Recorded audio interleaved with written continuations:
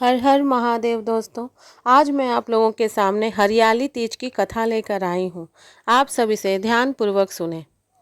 आज हम बात करेंगे सावन मास के सबसे पवित्र और मनोहारी पर्व हरियाली तीज की।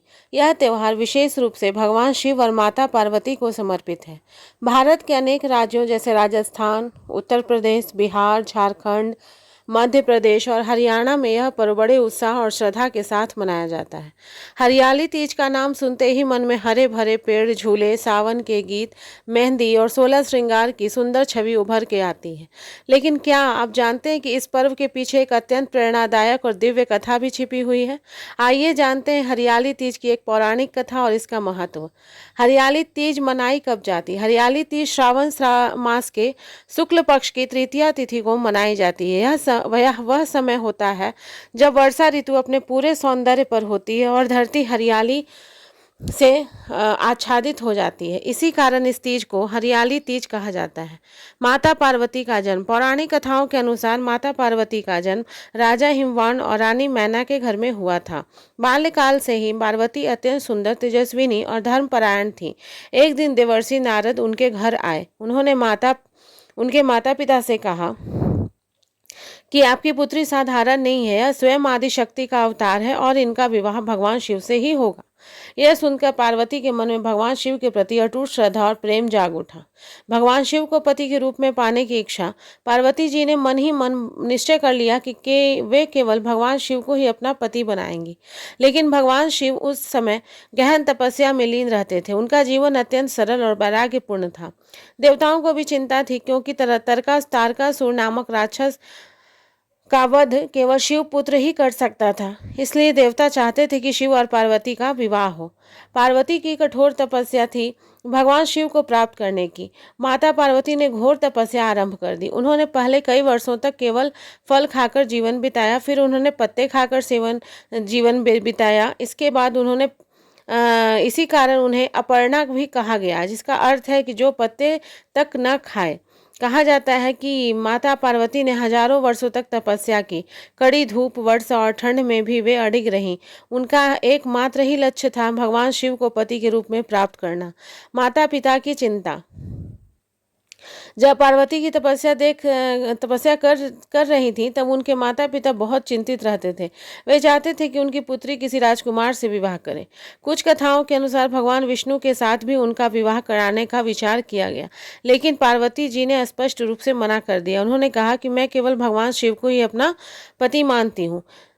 एक प्रसिद्ध कथा के अनुसार जब पार्वती के पिता उनका विवाह कहीं और कराने ले गए, तब उनकी एक प्रिय सखी उन्हें वन में ले गई। इस घटना को हरितालिका कहा जाता है। हरित अर्थात हरण करना और आलिका अर्थात सखी। हालांकि यह कथा मुख्य रूप से हरितालिका तीज से जुड़ी हुई है, लेकिन हरियाली तीज में भी माता पार्वती की तपस्या और शिव पार्वती मिलन का स्मरण किया गया है। माता पार्वती की कठोर तपस्या देखकर भगवान शिव ने उनकी परीक्षा लेने का निश्चय किया। एक ब्राह्मण का वेश धारण करके पार्वती के सामने आए। उन्होंने कहा कि तुम इतनी सुंदर और राजकुमारी होकर भी उस शिव को पति बनाना चाहती हो जो भस्म लगाते हैं, गले में सर्प धारण करते हैं और शमशान में रहते हैं। पार्वती जी ने अत्यंत विनम्रता से उत्तर दिया कि भगवान शिव संसार के महानतम देव हैं। वे दयालु हैं, करुणामय हैं और परम ज्ञानी हैं। मैं उन्हें ही अपना पति मानती हूँ। उनकी अटूट श्रद्धा देखकर भगवान शिव अत्यंत प्रसन्न हुए। शिव पार्वती का दिव्य विवाह। आखिरकार माता पार्वती की तपस्या सफल हुई और भगवान शिव अपने वास्तविक स्वरूप में प्रकट हुए और बोले कि हे देवी, मैं तुम्हारी भक्ति और तपस्या से अत्यंत प्रसन्न हूँ। मैं तुम्हें अपनी अर्धांगिनी के रूप में स्वीकार करता हूँ।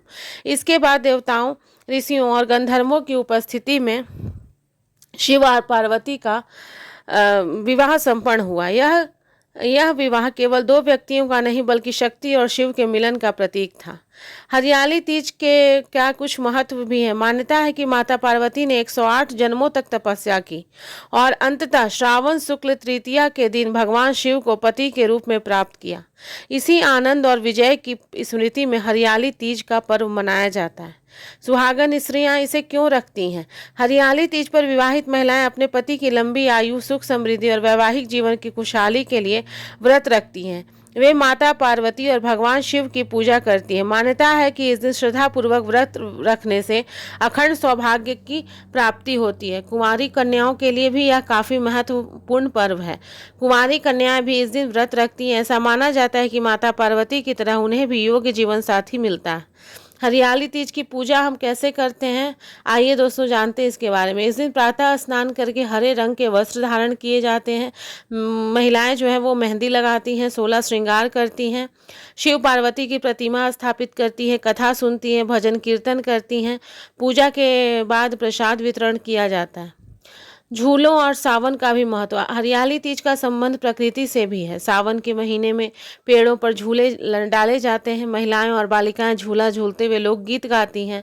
यह उत्सव वर्षा ऋतु की सुंदरता और जीवन में आनंद का प्रतीक माना जाता है। राजस्थान में हरियाली तीज। यहाँ माता तीज की भव्य सवारी निकाली जाती है। हरियाली तीज का सबसे भव्य आयोजन जयपुर में देखने को मिलता है। यहाँ माता तीज की भव्य सवारी निकाली जाती है। हजारों श्रद्धालु इस शोभा यात्रा में शामिल होते हैं। सजाए गए हाथी, ऊंट, घोड़े और लोक कलाकार इस उत्सव की शोभा बढ़ाते हैं। हरियाली तीज से मिलने वाली सीख यही है दोस्तों कि माता पार्वती की कथा में सिखाती यही है कि सच्ची भक्ति कभी व्यर्थ नहीं जाती। धैर्य और दृढ़ संकल्प सफलता दिलाते हैं। प्रेम और विश्वास जीवन की सबसे बड़ी शक्ति है। कठिन परिस्थितियों में भी लक्ष्य नहीं छोड़ना चाहिए। और अंत में मैं यही कहना चाहूँगी दोस्तों कि हरियाली तीज केवल एक त्यौहार नहीं है बल्कि श्रद्धा, प्रेम, तपस्या और समर्पण का प्रतीक है। माता पार्वती की कठोर साधना और भगवान शिव के प्रति उनकी अटूट भक्ति हमें जीवन में धैर्य, विश्वास और दृढ़ता का संदेश देती है। जब सावन की फुहारें धरती को हरियाली से भर देती हैं, तब हरियाली तीज हमें याद दिलाती है कि सच्चे प्रेम, भक्ति और संकल्प से असंभव भी संभव हो जाता है। इसी मंगल कामना के साथ हरियाली तीज की आप सभी को हार्दिक शुभकामनाएं। भगवान शिव और माता पार्वती आप सभी के जीवन में सुख, समृद्धि और सौभाग्य प्रदान करें। हर हर महादेव, जय माता पार्वती। तो दोस्तों, अगर ये कथा आपको अच्छी लगी हो तो मेरे वीडियो को लाइक करें, शेयर करें और मेरे चैनल को सब्सक्राइब करें। हर हर महादेव दोस्तों।